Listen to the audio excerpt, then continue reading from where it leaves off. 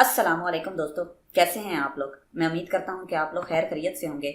दोस्तों, आज मैं आप लोगों के लिए CS 502 की असाइनमेंट नंबर 3 लेकर आया हूं। असाइनमेंट नंबर 3 के सोल्यूशन मैं आप लोगों को प्रोवाइड कर दूंगा, लेकिन सोल्यूशन से पहले आप लोगों का इस असाइनमेंट को जानना बहुत ज़्यादा ज़रूरी है। मैं आप लोगों से ये दरख्वास्त करूँगा कि इस असाइनमेंट को पूरा देखें, ताकि आप कोई ऐसा स्टेप ना मिस कर दें जो कि जब आप अपनी असाइनमेंट को एडिट करने लगें या उसको अपने मुताबिक प्रिपेयर करने लगें तो आपको फिर उसके अंदर मुश्किलात आ जाए। तो चलिए चलते हैं हम अपने असाइनमेंट के सोल्यूशन की जानिब और देखते हैं अपने क्वेश्चन नंबर 1 को। क्वेश्चन नंबर 1 के अंदर हमसे ये पूछा गया है, apply the DFS algorithm on the given directed graph. हमें एक डायरेक्टेड ग्राफ दिया गया है, उस पर हमने DFS एल्गोरिथम को अप्लाई करना है। Considered A as a source vertex and show its trace. A को हमने सोर्स वर्टेक्स जानना है और उसका हमने रास्ता तलाश करना है। Show only the final status of the graph. इस ग्राफ का जो फाइनल स्टेटस है उसको हमने शो करना है कि वो किस तरह बनेगा। अब मैं आप लोगों को एक बात बता देना चाहता हूँ कि DFS हमारा डेप्थ फर्स्ट सर्च होता है। मतलब हम लोगों ने डेप्थ के अंदर जाकर देखना होता है कि ये जो हमारा जो ग्राफ है उसका जो लास्ट, मतलब डेप्थ के ऊपर हम लोग जाते जाएंगे 1 2 3 करके, इस तरह करके, मतलब हर नोड को हम लोग देखते जाएंगे, वाइल लूप हम लगाते जाएंगे और फिर उसके बाद हम लोग लास्ट के ऊपर हम पहुंचेंगे जो हमारा इस तरह हम सारे के सारे जो नोड्स होंगे, वर्टेक्स होंगे, उनको हम लोग 1 बाय 1 जाकर देखेंगे और हमने इसका जो रास्ता है वो बताना है कि किस तरह से हम लोग किस नोड पे पहले जाएंगे, फिर सेकंड, फिर थर्ड, फिर फोर्थ। और इसके बाद सेकंड क्वेश्चन के अंदर हमसे पूछा गया है कि यही वाला जो ग्राफ है इसके मुताबिक हमने इसका स्टैक भी बनाना है। तो इंशाल्लाह वो भी मैं आप लोगों को बताऊंगा और थोड़ी बहुत इसके बारे में मैं आप लोगों को इजाफी मालूमात भी देता रहूँगा। कहीं पर भी आपको समझ नहीं आती है तो मेरा जो ईमेल एड्रेस है visuemma.blogspot.com, उसके ऊपर आप लोग मुझे ईमेल करें। मैं आप लोगों को जूम के ऊपर कोई अच्छा सा टाइम देकर आप लोगों को इसके मतलब क्लास भी दे सकता हूँ। तो चलिए देख लेते हैं हम अपने सोल्यूशन को कि सोल्यूशन हमने किस तरह से इसको सॉल्व किया है। अच्छा, सबसे पहले हम लोग ये जान लेते हैं कि ये जो डायरेक्टेड ये जो ग्राफ होते हैं ये कितनी किस्म के होते हैं। ग्राफ जो है वो 2 किस्म के होते हैं, एक अनडायरेक्टेड ग्राफ और एक डायरेक्टेड ग्राफ। ये जो हमें दिया गया है ये डायरेक्टेड ग्राफ है। बुक के अंदर भी एक आपको एग्जांपल समझाएगी है, लेकिन वो अनडायरेक्टेड ग्राफ की सूरत में थी। यहाँ पर हमें डायरेक्टेड ग्राफ दिया गया है, उस पर हमने DFS को अप्लाई करना है। ठीक है, तो सोल्यूशन कुछ इस तरह से है कि यहाँ पर हमें वर्टेक्स दिए गए हैं ABCDEFG। ठीक है, ये हमारे हैं वर्टेक्स। ठीक है, तो इनके दरमियान में ये जो आप लाइनें देख रहे हैं ये हमारी डायरेक्शंस हैं A से B। इस तरह मतलब हम लोगों ने नेक्स्ट पे चलते जाना है, हर नोड को हम विजिट करते जाएंगे और फिर इसके बाद हम उसको स्टैक के अंदर पुश या पॉप करते जाएंगे। ठीक है, तो DFS जो एल्गोरिथम है, DFS के अंदर हम लोग स्टैक का इस्तेमाल करते हैं। तो चलिए हम लोग देख लेते हैं कि सबसे पहले तो स्टार्ट हमने लेना है A से। A जो है हमारा वो है सोर्स वर्टेक्स है, तो A से हम लोग स्टार्ट लेंगे। अब हमें देखें डायरेक्शन हमें डायरेक्ट कहाँ पे किया जा रहा है। A से हम लोग जाएंगे सीधा B की जानिब।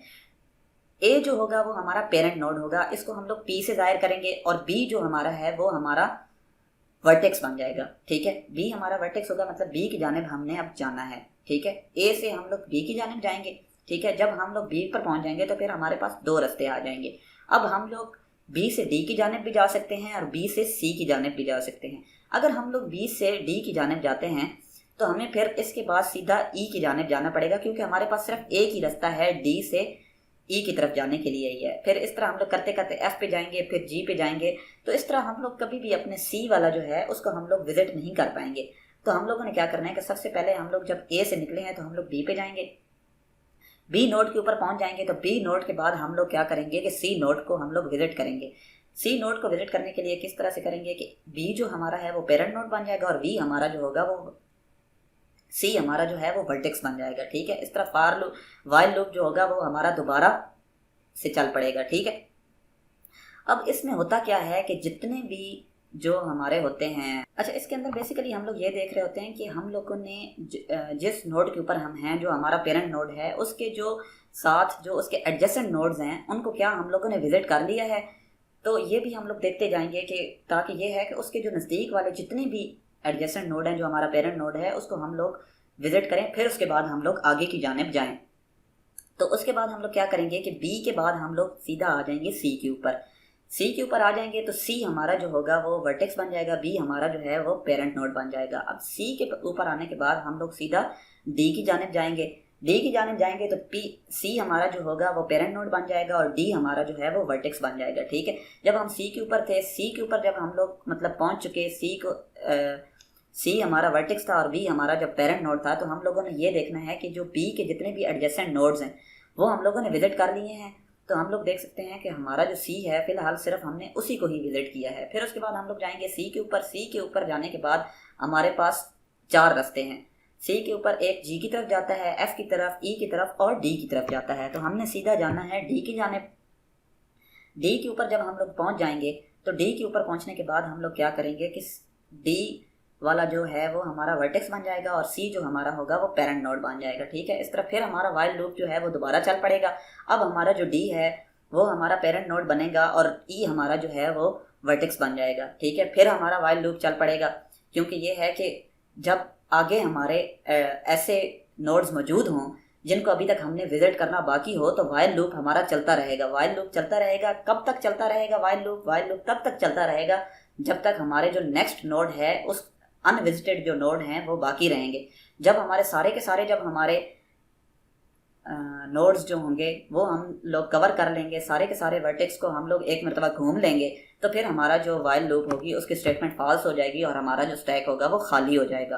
तो अब हमारा जो डी था, डी हमारा पेरेंट नोड था और ई हमारा वर्टेक्स था। इसी तरह फिर जब हम लोग नेक्स्ट जाएंगे तो एफ हमारा अब बन जाएगा वर्टेक्स और ई हमारा जो होगा वो पेरेंट नोड बन जाएगा। फिर उसके बाद एफ हमारा पेरेंट नोड बनेगा और जी हमारा जो होगा वो वर्टेक्स बन जाएगा। तो अब जब हम लोग जी पर पहुंच जाएंगे तो जी के बाद हम लोग देखेंगे कि क्या जी के बाद कोई ऐसा नोड रह चुका है जो कि अभी तक विजिट करना हमारा बाकी है। तो हम देख सकते हैं कि सारे के सारे जो नोड हैं उन सबको हमने विजिट कर लिया है और यही हमारा ट्री बनेगा। ये हमारा final status of the graph है जो कि हमने उन लोगों को दिखाना है कि किस तरह से हमने ए जो सोर्स था वहाँ से हम लोग शुरू हुए हैं और हम जी तक पहुँचे हैं। तो हमने उसके लिए कौन सा पाथ, कौन सा मतलब ये है कि वो रास्ता इस्तेमाल किया है और हम लोग जी तक पहुँचे हैं। ठीक है, तो इस तरह से हमने सारे के सारे जो नोड्स हैं उनको भी हमने कवर कर लिया, सारे के सारे नोड्स को एक मरतबा घूम लिया और ये हमारे पास जो है वो हमारा ट्री भी आ गया। ठीक है, तो यही हमारा आंसर था जो इस वक्त आप लोग अपनी स्क्रीन के ऊपर देख रहे हैं। अभी तक अगर आप लोगों को इस चीज़ की समझ नहीं आई है तो आप मुझसे रिक्वेस्ट कर सकते हैं, मैं आप लोगों को जूम सॉफ्टवेयर के ऊपर लाकर इसके मतलब थोड़ा और डीपली समझा सकता हूँ। जितने तक मतलब आप लोगों को इस चीज़ की समझ नहीं आएगी, मैं आपको इंशाल्लाह इस टॉपिक को अच्छी तरह से समझा सकता हूँ।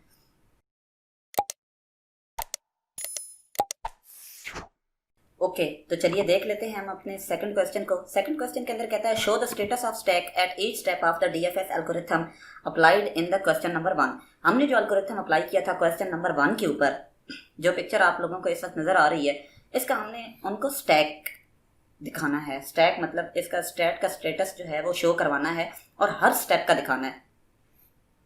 यह भी बहुत ज़्यादा आसान है। जो हम लोग जिस वैल्यू को जो हमारी पेरेंट वैल्यू होगी वो हम लोग स्टैक के अंदर पुश करते जाएंगे। अगर हमारे पास इसका ये रूल ये होता है कि जिस जगह के ऊपर आकर आप लोगों को आगे अगर मिल रहा है, इसके नेक्स्ट वाले जो नोड है उसको अभी तक हमने विजिट नहीं किया, तो तब तक स्टैक के अंदर आप लोग वैल्यूज़ को पुश करते जाएंगे। लेकिन जहाँ पर उससे आगे आप लोगों को नज़र नहीं आएगा कि अब हमने उससे अगले वाला जो नोड है वो हमारे पास मौजूद नहीं है, तो वो वाली जो वैल्यू होगी वो हमारी पॉप हो जाएगी।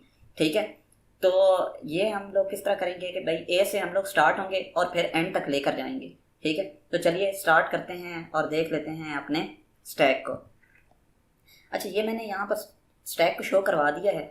ठीक है, तो सबसे पहले हम लोग जब ए से स्टार्ट हुए हैं तो ए को हमने सोर्स माना था, इसलिए हमने जो है वो सोर्स को सबसे पहले स्टैक के अंदर पुश किया है। जब स्टैक के अंदर हमने इसको पुश किया तो ए हमारा सबसे डाउन पे आ गया।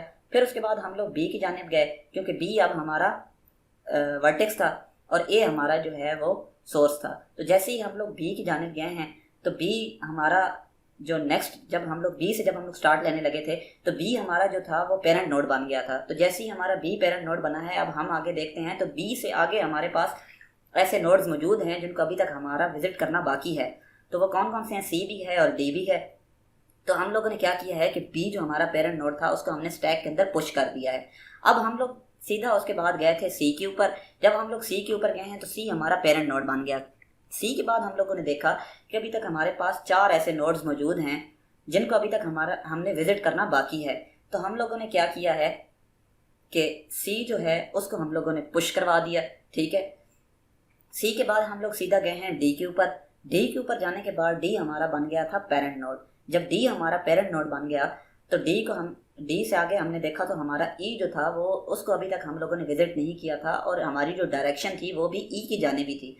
तो हम लोगों ने ई जो था वो उसको हम लोगों ने कर दिया, डी जो था उसको हम लोगों ने पुश कर दिया। फिर उसके बाद हम लोग जब ई पर पहुंचे हैं तो ई हमारा पेरेंट नोड बन गया। ई पर पहुंचने के बाद भी हमने देखा कि एफ जो है उसको अभी तक हम लोगों ने विजिट करना बाकी है। तो एफ हमारा जो था वो भी हमारा ई जो है उसको हम लोगों ने पुश कर दिया। फिर स्टैक के अंदर पुश करते जाएंगे, ठीक है। फिर उसके बाद एफ है, तो एफ पर पहुंचने के बाद भी हम लोगों ने देखा कि एफ जो है वो भी हमारा, एफ से आगे भी हमारे पास जो है वो जी मौजूद है, ठीक है। तो इसलिए जो है एफ को भी हमने पुश करवा दिया। फिर हमारे पास जी था, तो जी जो जब हम लोग जी पर पहुंचे हैं तो जी को हमने क्या किया है कि पुश कर दिया है। जैसे ही हम लोगों ने जी को पुश किया, अब हमने आगे देखेंगे कि हमारे पास कोई ऐसा नोड मौजूद है जिसको अभी तक हम लोगों ने विजिट ना किया हो। तो हम लोग देख सकते हैं कि इससे आगे हमारे पास कोई ऐसा नोड मौजूद नहीं है जिसको अभी तक हम लोगों ने विजिट ना किया हो, बल्कि सारे के सारे जो नोड्स हैं उनको हम लोगों ने एक बार विजिट कर लिया है।